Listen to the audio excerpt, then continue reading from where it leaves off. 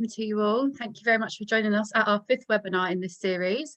So for those of you joining who don't know us, we are Irish in Britain, and we're a membership organisation supporting a network of Irish organisations throughout Britain, and also supporting the growth, well-being and the work of the wider Irish community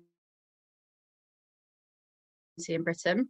So my name is Aisling. I will be hosting today's webinar.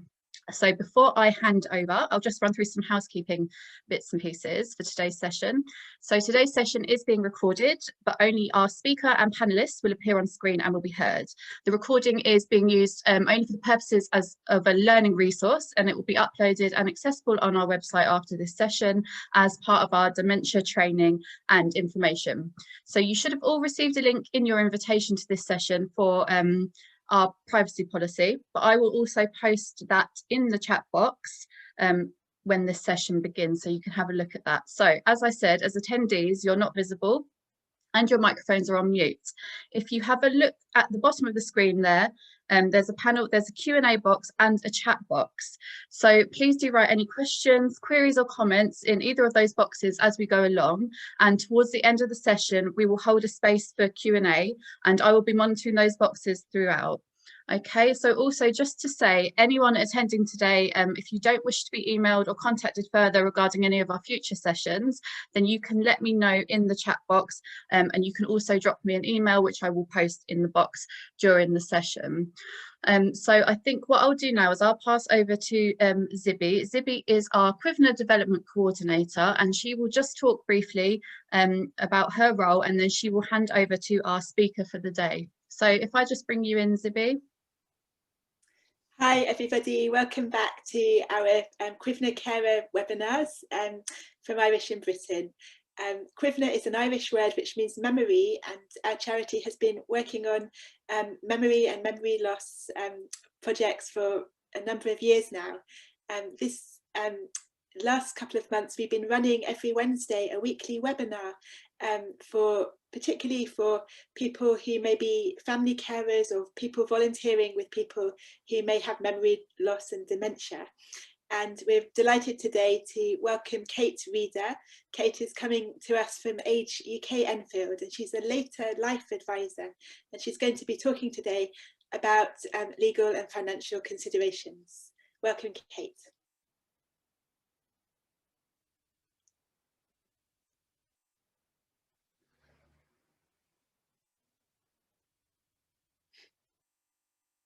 Just while we're waiting for Kate to come in here, just to let you know that this is a part of a series of webinars that we're running every Wednesday, and we have had a number of webinars which have been really very useful, and those are posted up now on our website. So if you missed a previous webinar, you're welcome to have a look at our Kwivna website. We'll put the link in the chat box here.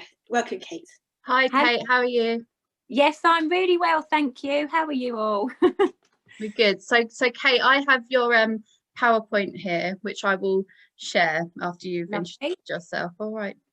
Lovely. Yeah, if you want to go ahead and share that, if you can do that now, that would be great. Okay.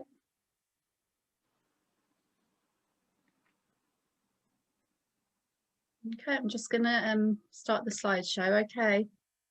Lovely. Thank you. Right, hello everybody. I'm so pleased to be here. Thank you for inviting me. So my name's Kate Reader. I work for AgeUK in Enfield.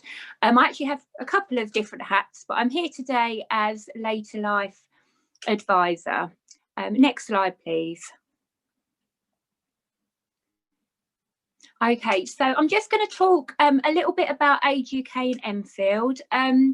We've been working in Enfield since 1985, and quite frighteningly, that's 35 years, which I can't believe it really. Obviously, I haven't been with them for that long. I've been with them for about 6 years, but we're an independent charity and part of the Federated National Organisation. So we are part of AgeUK. You might well have seen the adverts on TV, but we are AgeUK Enfield, and we are actually a separate charity.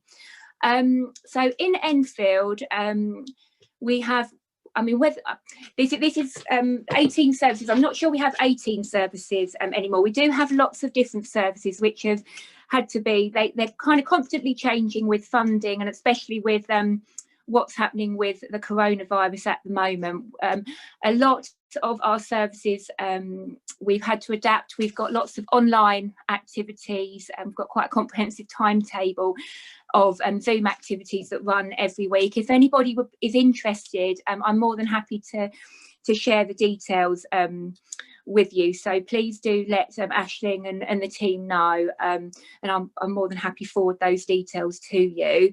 But just a nice quote that that we use is that we believe in a world where everyone can love later life, and we work every day to make Enfield a greater place to grow older.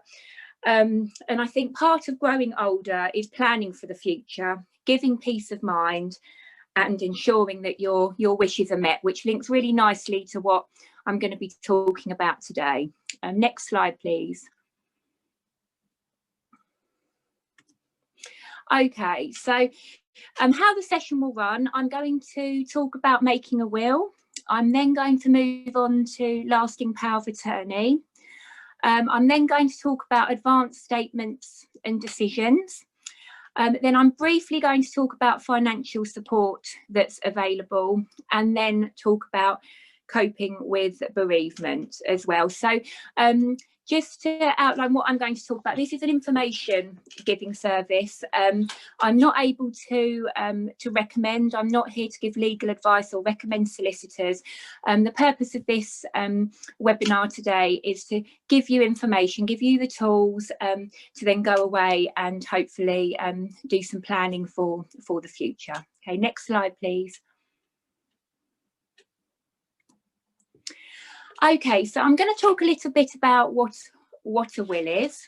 So a will gives instructions on how you want your estate distributed. So when we talk about estate, yes, we are talking about property if you own property, but in the context when we talk about estate in relation to a will, we're talking about all your belongings, all your money, your finance, your savings, any property you might own, so it's in all your possessions. Okay, and what it does is making a will, it lets you decide, and I think that's really key. It's about you deciding, you making decisions about what happens to your money, your property and your possessions after your death. And if you make a will, you can also make sure that you don't pay more inheritance tax than you need to. I know that's often a concern. It's something that people fairly frequently mention. So it's also a way of making sure that you're only paying, you know, what you need to be paying. Okay, next slide, please. Okay, so why make a will? So if you die without making a will, the law says who gets what, and this might not necessarily be who you want it to be. And again, it comes down to choice. It comes down to if you make a will, you decide who you want to inherit from your estate. So if you make a will, then you are able to decide who will act as executors. So executors are people who, following your death, they're responsible for kind of managing the process, coordinating everything, and tying up the loose ends, making sure that everybody who needs to be informed is informed of your death, and working alongside the solicitor and just tying everything up. So I like to mention just about separation and second marriage. I've been in this role for just over 3 years now. When I was doing the research for this, I was really surprised when I found this out. I didn't know this, but if you've been married and you've got divorced, you're not married anymore, but you have children from a first marriage, if you then get married again, if you don't make a will, the children from your first marriage will not inherit upon your death. Okay, and that I actually found that really surprising. So that's a reason in itself, if it applies to you, a reason to make a will. Then guardians. So I have 2 small children. I've got an 8-year-old and a 5-year-old. And if you are responsible for young children, if you make a will, then you're able to say who, in the event of your death, has the legal authority to look after your children. If you don't make a will, then you're not in that position. So I'd just like to mention unmarried partners. So some people might not be married, they've got a long-term partner who they live with, but they're not married. If you don't make a will, then your partner will not inherit upon your death. They won't automatically get half the house, get your inheritance. So again, that's something to consider if that applies to you. And then last but not least, family dynamics and bad feeling. When somebody dies, it's a really difficult time anyway. Lots of emotions, lots of emotions often flying high. People are bereaved. It's a really difficult time. So having a will, having things set out of who you want to inherit, how things are going to work, gives people something to follow. It sets it out and hopefully makes things a little bit easier. Okay, next slide, please.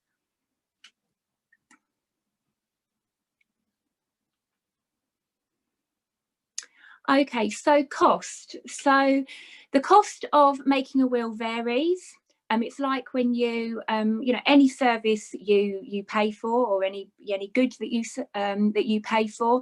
If you go to the supermarket, different supermarkets charge different prices for similar items, just like with a will. So we would always recommend that you shop around to different solicitors to make sure that you're getting different costs of different services and a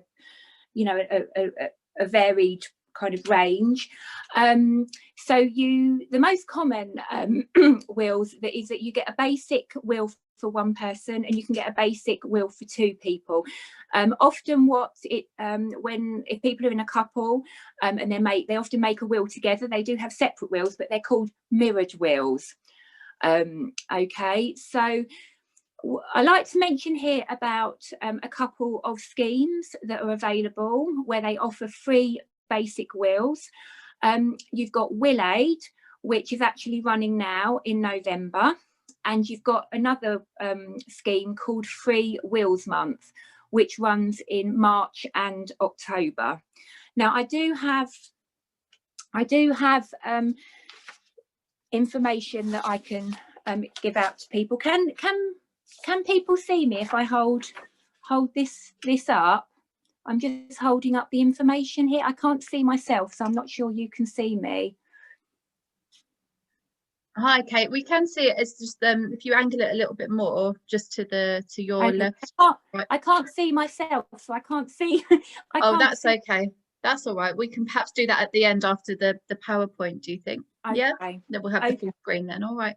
Okay, no problem. So yes, there's Will Aid and Free Wills Month. I do have 2 handouts that I'm more than happy to make available to everyone. And I've also got a booklet called, if you can see this, but called Wills and Estate Planning. It's an AgeUK booklet. All of this I can make available to you. I'm more than happy if people want to email Aisling with your contact details, with your name and your address, and I can post all this information out to you. Okay. But the way Will Aid and Free Wills Month works is that you've got solicitors offering their time free of charge, and then you can make a free basic will. They might charge additional amounts if it's a little bit more complicated, but the idea is that the free basic will is free, and then you have the option, it's not compulsory, but there's an option where you can make a donation to a charity, and there's a number of charities available for you to do so. The feedback I've heard about Will Aid and Free Wills Month is that there's a limited amount of appointments. So what I would recommend is that you go online kind of sooner rather than later. Obviously we're already in November for Will Aid, and the Free Wills Month, the next one will be coming up in March, and you can kind of have a look online and register that way. Okay, so one of the common questions I get, or one of the things that people often say to me is, oh, well, I made a will, but it was, you know, quite a while ago. It's 10 years, 15, 20 years ago. The rule of thumb, and most solicitors will recommend that you certainly review your will regularly. They would say every 5 years or so, or sooner, if there's been a significant life circumstance change.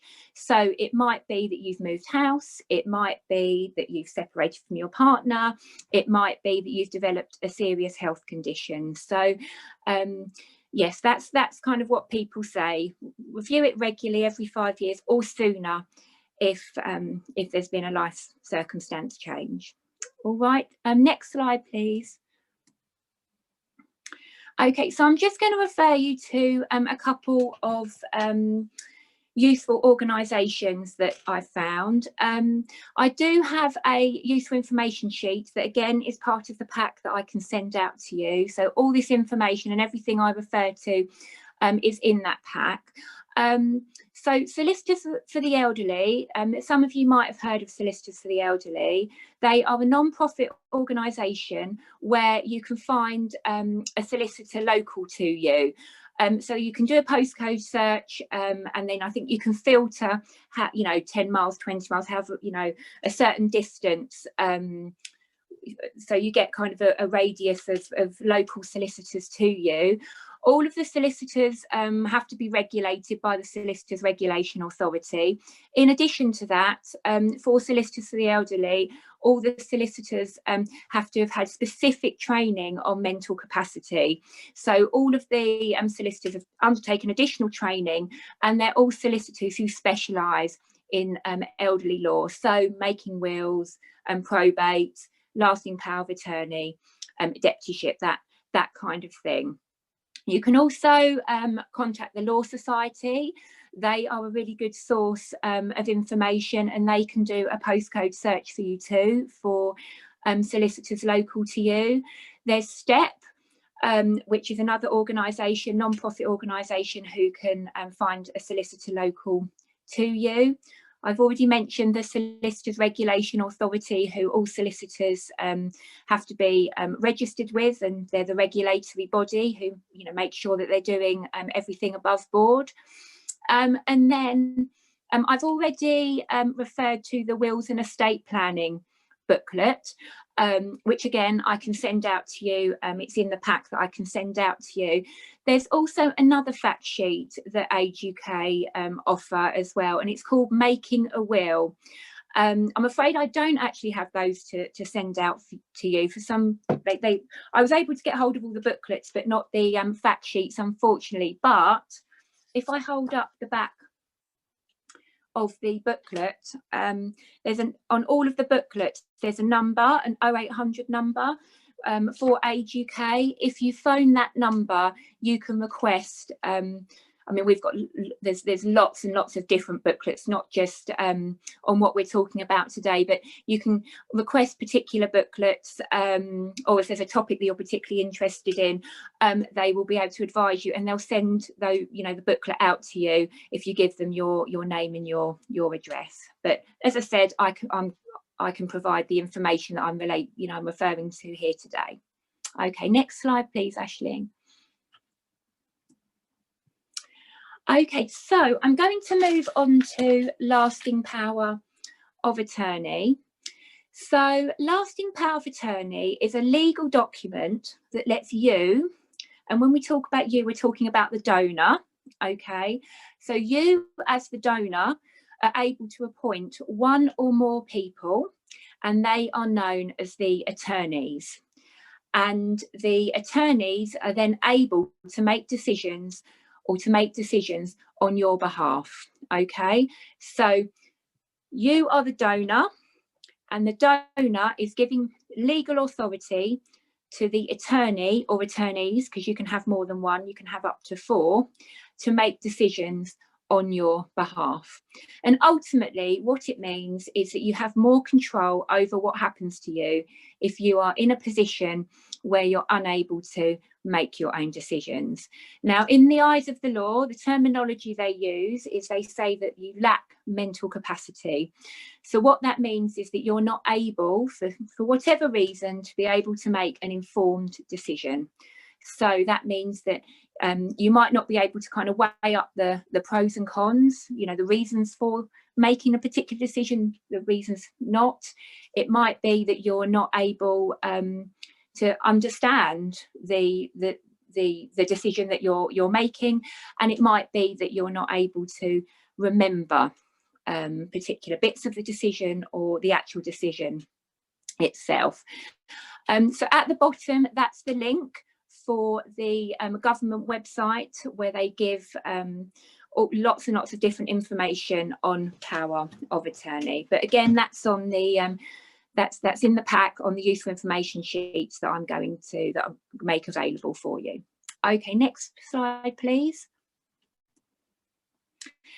Okay, so why make a lasting power of attorney? So I think for me, one of the main reasons, it's about peace of mind. It's about peace of mind knowing that in the hopefully unlikely event that you're in the position where you're not able to make a decision and you need someone to act on your behalf, that your loved ones, people you've chosen, people who you know will act in your best interest, are able to step in and make those decisions. Also, it's peace of mind for your loved ones as well. It's so that they know that, you know, they have the authority, or perhaps they don't have the authority, but, you know, other people who, you know, are able to step in and make those decisions on your behalf. And also, I think with lasting power of attorney, it helps encourage conversations about planning for later and for end of life. It's often seen as a taboo subject. It's not an easy subject, talking about getting older, talking about possibly becoming ill, you know, not being as capable and able to do things that you used to be able to. And it, you know, it's not easy to talk about. So, you know, I think for me, certainly with lasting power of attorney, it's a very practical way of beginning those conversations and beginning to put things in place. And what I always say is that just because it can be difficult to talk about, it might be a taboo subject, just because people aren't necessarily talking about it doesn't mean that they're not thinking about it, worrying about it, possibly, you know, being a bit fearful of the future and what might happen. So with lasting power of attorney, it's something that we think everybody should consider. Something that I hear regularly is, I speak to a lot of people. I mean, at the moment I'm doing telephone consultation. I speak to people over the phone, and people often think that lasting power of attorney is for older people. It's for people who are poorly. And I would absolutely say that if you've got an older person, you've got somebody with a serious health condition and they haven't got lasting power of attorney and they're in place, then absolutely, you know, it's something that I would always recommend to put in place. However, it's something that, you know, any one of us at any point could be in a position where we're not able to make decisions for ourselves. You know, we could be in a car accident, we could become poorly and go into hospital and not be able to make decisions. It could be short term, it could be long term. I'm well, I was going to say I was 41. I'm about to turn 41 in a couple of weeks. Me and my husband, we've both got lasting power of attorney for each other. So it's something that we would encourage everybody to consider.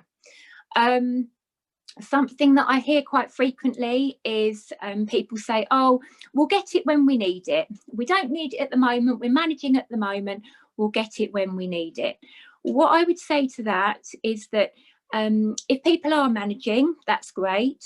However, I work commonly with people with memory issues and people with dementia. I think what you've got to be mindful of is that it's great that people are managing, but if making decisions at some point does become an issue, if it starts to become more difficult, then it could be that capacity could be questioned at that point. It might be that somebody's ability to make decisions is already being affected. Now, with lasting power of attorney, in order to put it in place, the person, so I referred earlier to the donor, so the person who is giving the power to the other people, to the attorney, is the donor. And the donor, in order to put lasting power of attorney in place, has to have capacity to do so. So if you get to a point where you want to put lasting power of attorney in place, and you're struggling to possibly make those decisions, or you're struggling to manage, it could be that capacity is already beginning to diminish. And if that's the case, then it's actually you're not able to put lasting power of attorney in place, and you'd have to go down a different route. And the different route is called court of protection. And it's something you want to avoid if possible. It's a lot more lengthy. There's extra safeguards in place, because the donor isn't deciding who is going to be acting on their behalf. There's extra safeguards. So there's a yearly cost to maintain the court of protection, the deputyship. There's yearly forms that need to be submitted to the Office of Public Guardian to prove what's being spent. And you also have visits on a fairly regular basis from someone from the court to check that everything is being done as it should do. So it's certainly something that we would recommend. Lasting power of attorney is something to do sooner rather than later. Okay, next slide, please. Okay, so there's two types of lasting power of attorney. There's lasting power of attorney for finance, and there's lasting power of attorney for health and care. So they are two separate application forms. You can get financial power of attorney without health. You can get health without finance. You obviously don't need to get either. But we would always recommend that you consider getting both. So the kind of lasting power of attorney, the principles are the same, that it's about the donor giving legal authority to the attorney or attorneys to make decisions. In relation to finance, it's anything financial. So it's managing bank accounts, withdrawing money, paying bills, speaking to people over the phone. That could be the bank, that could be utility companies, which certainly from my experience, that can often be an issue with data protection. You also have the authority to buy and sell property. With the health and care, again, the principle's the same. It's about making decisions on somebody else's behalf, but it's anything to do with health. So it's making decisions about medication, about treatments, speaking and liaising with health professionals, with GPs, with consultants, with the pharmacist.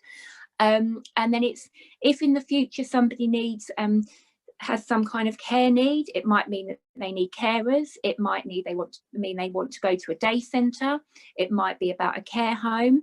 It means that the attorney can liaise with social services, can liaise with the care home, and can make those decisions.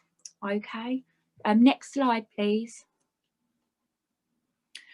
Okay, so I'm going to just, some of this I think I've covered already, but I'd just like to mention a few useful points and kind of common misconceptions that I've come across. So something that people I've come across is that people quite commonly get a bit confused, and it is confusing. This is all kind of, this is meaty stuff, but they get a bit confused about what the difference between a will and a lasting power of attorney is. So just to recap, a will is a legal document that is put in place. It's put in place whilst you're alive, but it comes into action following somebody's death, and it determines how their estate, which is their possessions, their money, their house, everything they own, is distributed. And then lasting power of attorney is a legal document that, again, it's put in place when the person is alive, but it comes into action whilst the person is alive if they at some point lose capacity, and that means they lose the ability to make decisions. And then whoever's been appointed as their attorney is able to make those decisions on their behalf. So that's the difference between wills and lasting power of attorney. The next thing I like to just mention is about next of kin. So what a lot of people say to me is, oh, it's okay, I'm married, my partner, my husband, my wife, they're able to make those decisions, you know, on my behalf.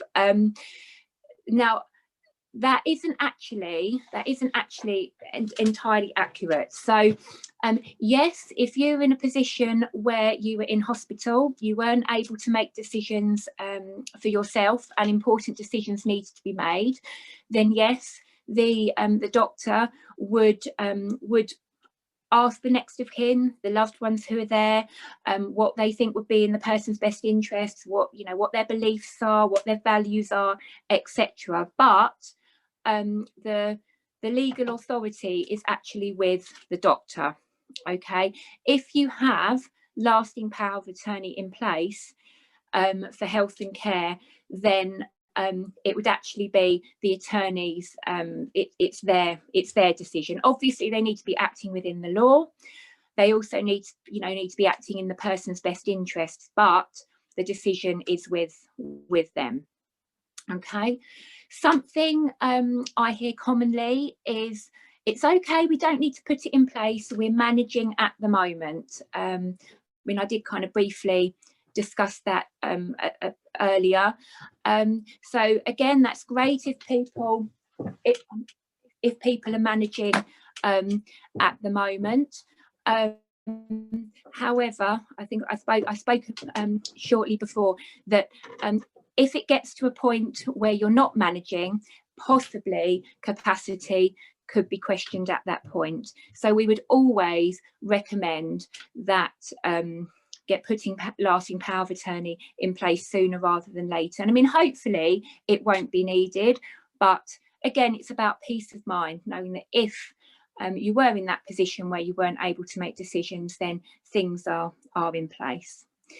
Okay, so I'm just going to refer to a couple of specific sections on the lasting power of attorney. So on both of the health and care and the financial lasting power of attorney, there's a section called replacement attorneys, which I believe is section 4. Some people also refer to this as backup attorneys.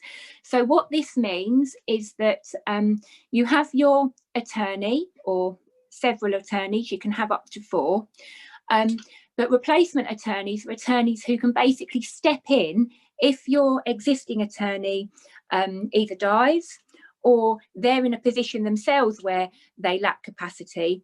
Then your replacement attorneys can step in and make decisions on the donor's behalf, without a whole new lasting power of attorney having to be done and filled in. So let me give an example. My parents, they're married. My mum and dad are attorney for each other, but me and my brother are replacement attorneys. So my dad can act on my mum's behalf, but if my dad died or he lost capacity, me and my brother can automatically step in on the existing power of attorney, without, as I mentioned before, having to fill in a new form and going through the process again. So life-sustaining treatment, this refers to the health and care power of attorney. So there's a specific section, section 5, that talks about life-sustaining treatment, and it's a tick box. So you can tick yes, that you'd like your attorney to be able to make decisions about life-sustaining treatment, or you can tick no, saying you don't want them to be able to make that decision. So the lasting power of attorney for health and care still stands. If somebody ticked that they didn't want their attorney to be able to make decisions about life-sustaining treatment, the attorney would still be able to make decisions relating to all other aspects of medication, treatment, healthcare, carers, care homes, etc. But if there was a decision that needed to be made specifically that about life-sustaining treatment, for example, maybe whether to give somebody antibiotics, and if they didn't have antibiotics, then there's a chance that the person could die, then that decision in that circumstance would be taken out of their hands, and the doctors would be able, they'd make that decision. Okay. So the next bit, certificate provider, so that's section 10. So this is a section in both of the finance and the health. So the certificate provider, they are somebody who is signing the power of attorney, and what they are doing, they are signing to say that the donor, so the person who's giving the power to the attorneys to make decisions, that this person has capacity, they're able to make informed decisions, and also that there's no foul play going on. So they're not being coerced, nothing untoward is happening. And the certificate provider, it does very clearly say who can be a certificate provider and who can't be. It does need to be somebody who has known the donor for at least 2 years, and it does need to be somebody who has the knowledge, possibly professional knowledge, doesn't necessarily have to be, but they need to have the knowledge to be able to know that the person has the capacity to carry out the power of attorney. Okay. Also, there's also the with the applications, they both of them do need to, signatures do need to be witnessed. So you do need a witness and a certificate provider. There's no reason why the person witnessing the signatures, and that's all they're doing, they're just witnessing the donor's signature and the attorney's. There's no reason why they can't be the same person as the certificate provider, but they don't have to be. I just thought I'd mention that as well. And then last but not least, I'd just like to mention that the power of attorney ends once the donor, so the person who's giving the authority to other people to make decisions, it ends once the donor has died. Okay, so it ceases to be able to be acted upon. Okay, next slide, please.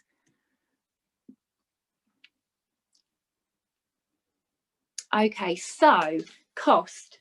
So it does cost to put lasting power of attorney in place. The cost is £82 each. So it's £82 for finance and £82 for health. It actually used to be more. I think it's about 3 or 4 years ago. It used to be £110 each. I don't know why it's come down in price. Things don't usually come down in price, but this is the cost now. It's £82 each. There are certain exemptions if people are on certain means tested benefits, or if they've got an income of under a certain amount a year, then it might be that they are either exempt or they are entitled to a 50% reduction. So with the application forms, you can access the application forms online. And I think earlier I referred to the government website, and it's in the useful information booklets and pack that I can make available to you. What you can also do is phone up the Office of Public Guardian, which is the part of the government who deal with all of this. You can phone them up. It's the cost of a phone call, and you just follow the options. It's, just touch the number that's applicable. You just leave your name and your address, and they will send out all the forms to you free of charge. So you'll get sent the application form for finance, the application form for health. You'll get sent a guidance booklet, which is a guide to filling it in and goes through section by section, and what everything means, who can be a witness, who can be a certificate provider, etc. And it also gives a list of the fees there and all the qualifying benefits as well.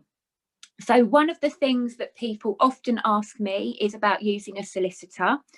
And people quite commonly think that they have to use a solicitor, which is not true. You don't have to.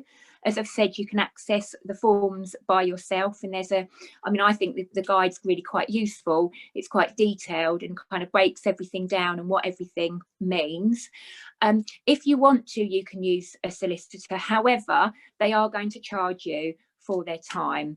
And obviously, as I've spoken before, previously, different solicitors will charge different amounts. But whatever a solicitor charges, you will need to pay the cost, which is the £82, unless you're exempt or you qualify for a reduced amount. So I've just referred back here to the previous organisations that I mentioned about finding a solicitor. So I won't go through those again, but as I said, they are in the information that I can provide to you. Okay, next slide please, Aisling.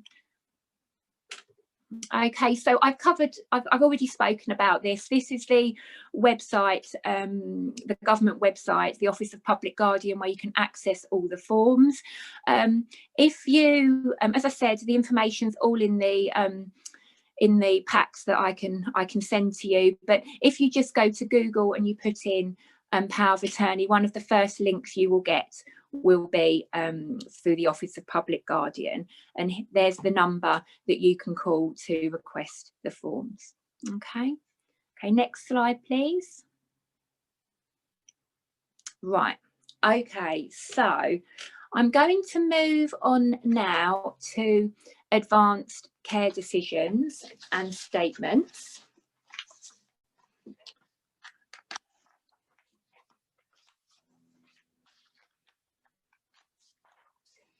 Okay, so what is an advanced care decision and what is an advanced statement? Okay, so an advanced statement is something, it's a legal document that allows you to make general statements describing your wishes and preferences about future care should you lack capacity. So that means should you be unable to make or communicate a decision or express your preferences at that time. Okay, so the key thing here with the advanced statement is that it's not legally binding. So it's a statement that you put together and you write down particular preferences. It's general, it's particular preferences, particular wishes about future care. So for example, it could be that you've always been vegetarian, you've always eaten a particular particular cuisine, and if you're unable to kind of say that wish, you'd like that to continue. It might be that you've always attended church on a particular day and you'd like to continue doing that, even if you're not able to say that you'd like to continue. Okay, so it's general statements about living your life and how you'd like your care to be undertaken. And it's to guide people, it's to guide carers, it's to guide, pardon me, it's to guide loved ones as to how to care for you in the future. But as I said, it's a guide, it's not legally binding. Okay, so then you've got an advanced decision. So an advanced decision is a decision where you explain what treatment you might not want, to refuse treatment in a particular circumstance. It's very specific, that you would not want doctors to give you if a time comes where you lack the ability to make that decision, you lack mental capacity and you're not able to communicate that with other people. Okay, so it might be that in a particular circumstance you wouldn't want to be given life-sustaining treatment, you wouldn't want to be given antibiotics. It might be that if, for example, if you were in a coma, or if you're on a life support machine, you under certain circumstances you would want that life support turned off. It might be under other circumstances you might not. It's very specific. Okay, and what it is, as I've said, it's a document you put together. You write this down, and it is legally binding. It's you just have to sign it and date it, and it becomes a legal document. Now I'm just going to show you, there are a couple of tools available. Okay, I'm just going to hold up this, and as I mentioned before, this is in your pack. So this is an organisation called My Living Will.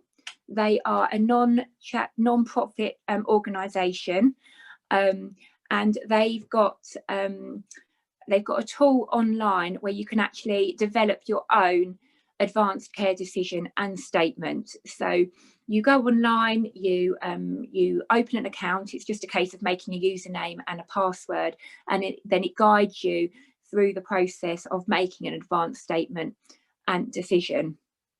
And what it will do is it'll ask you questions. You kind of tick your preference, and then it formulates the document for you, which you can then sign, and you can date and then distribute to your loved ones, to your doctors, to your healthcare professionals.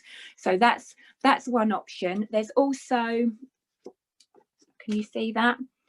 It's called mydecisions.org.uk. So that's another tool that can aid you to make your own advanced care statement and decision, and they've got an online tool to do that as well. And then something else that AgeUK, can you see that? That is another it's a fact sheet that we've got. It's fact sheet 72. And it's called Advanced Decisions, Advanced Statements and Living Wills. So they give lots of information there about what they all are, what the differences are, things to consider, and there's useful organisations and contacts at the back. And so that this is all in your pack that you can ask me for afterwards. Okay. Right, next slide, please, Aisling. Okay, so as I've mentioned, this is just, so I've actually already mentioned this. This is the useful information I've just mentioned. So all of this is available in the pack. So you can move on to the next slide, please, Aisling. Okay, so I'm just going to move on to speak briefly about bereavement. Okay, and I'm going to refer to several booklets that that we've got. So bereavement is, you know, a very difficult and emotional time for people when someone dies. So we've got a couple of booklets. One is our AgeUK bereavement booklet. Okay, so this booklet is all the booklets I'm going to show you, they're all on bereavement, but they have kind of a slightly different focus. So the bereavement booklet, this is about support. This is about emotional support to people following a bereavement. So there's lots of kind of tips on coping. There's useful organisations at the back for organisations you can contact for support, bereavement counselling. So that's the bereavement booklet. Then we've got this one, which is When Somebody Dies. So this is a more practical book. This is a step-by-step guide as to what to do when somebody dies. So it gives you it gives you guidance on the process, registering the death, how to organise the funeral, you know, the process, the practical things that need to be done following a bereavement. And as I said, all these booklets, they have at the back, let me show you, they have you can see that they have lists of different organisations who are there for additional support and help. Okay, next slide please, Aisling. Okay, so I'm just going to talk briefly, this is very much a whistle-stop tour of benefits that are available to do with bereavement. I'm not going to go into a lot of detail because benefits, the Department of Work and Pensions, you know, benefits and payments and allowances, it's consistently evolving and changing. But some of the benefits that are available, there's bereavement support payment, there's one called a bereavement payment, there's bereavement allowance, there's widowed parents allowance, and there's also a funeral expenses payment. Okay, now they are means tested. Okay, I would say if you're in a position where you have a bereavement and you want to find out about what's available, I think the best, well, there's a couple of options. I put the bereavement service helpline there, so you can call them up and ask them for their support. You can also go online, if you Google bereavement benefits, and the direct website is on the information that I'm going to provide. You can find a wealth of information there as well. Okay, next slide please, Aisling. Okay, so I'd just like to mention, some of you might have heard of this service, some might not. It's called the Tell Us Once service. I know in Enfield, we do offer this at our registry office. I'm not sure about Haringey, or you can call up your registry office and they would be able to tell you, but it's a service that lets you report a death to most government organisations in one go. So one of the things that people often say is that, you know, phoning up lots and lots of different people, different organisations can, you know, is difficult. So this is only for government organisations, so things like, you know, council tax, housing benefit, the DWP, blue badge, but it means that you tell them once that somebody's died, and then they kind of let the relevant people know, and you can access this service by telephone or online. Okay, so quite useful to know. Next slide please. Kate, you've shared some really useful information, and we would like to pick up a few questions that have come in from people. Okay, no problem. So just one question that somebody's sent in to us. They say that that they have themselves early stage dementia, and they've given their children, one of their children, power of attorney, and now they feel that the children, their adult children, are restricting them a bit and won't let them go out, or they buy their shopping for them rather than that person being able to do their shopping themselves. And she says that she feels a bit like a prisoner in her own home. Oh, okay. Can you relate that in any way to some of these things that you've been talking about? Do you have any suggestions or? Yes, I mean, obviously, you know, hopefully has she spoken to her family?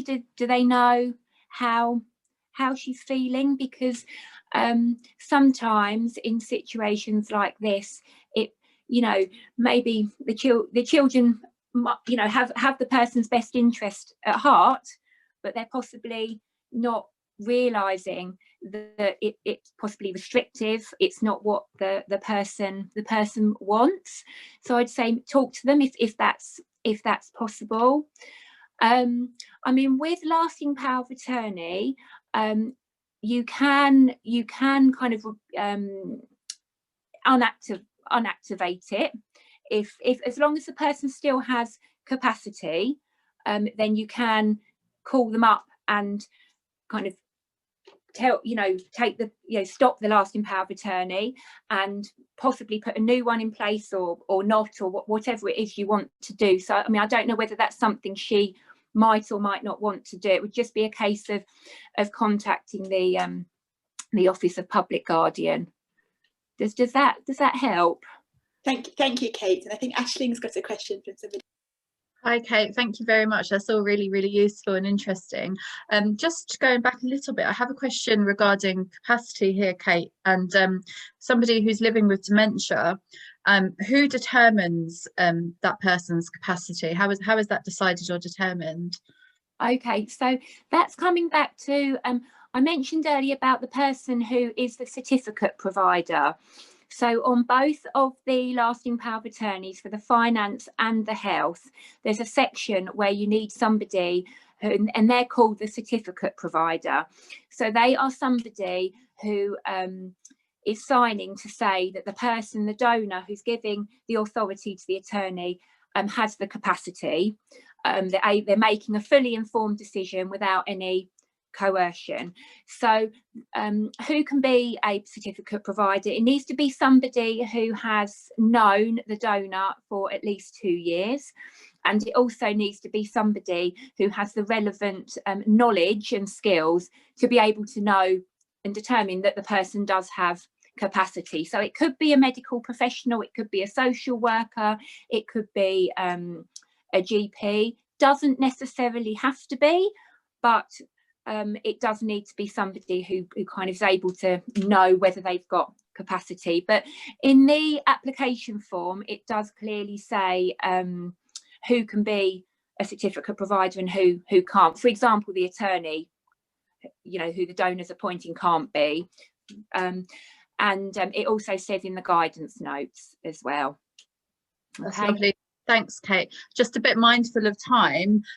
Just have leading on from that, just another question about how would a family or carer ensure that somebody makes power of attorney, appoints power of attorney before they, you know, their capacity becomes less or they become too forgetful, somebody living with dementia? Okay, so I would say that again, it's something that I would recommend everybody considers. Even if, you know, if you're fit and well, you know, maybe even a younger person, it's something that we would always recommend everybody to consider.